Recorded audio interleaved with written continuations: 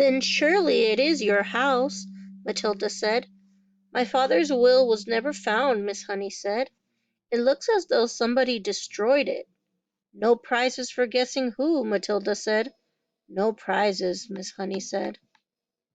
But if there is no will, Miss Honey, then surely the house goes automatically to you.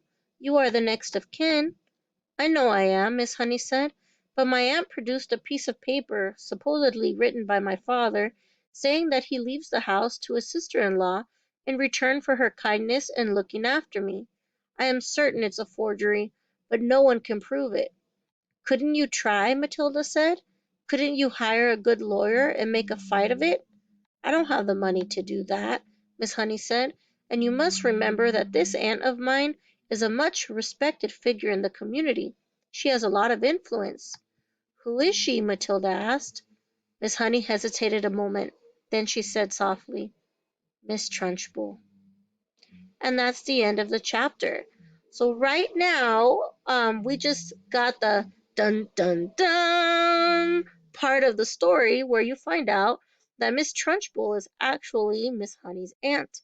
And Miss Honey's aunt has been horrible to Miss Honey. So much that Miss Honey decided to move out and move into this tiny little cottage.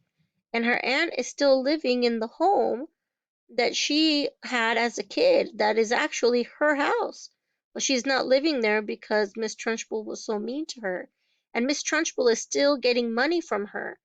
All her paychecks go straight to Miss Trunchbull. And that's why she doesn't have money.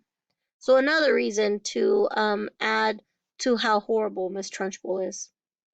And that's the end of the chapter. Bye.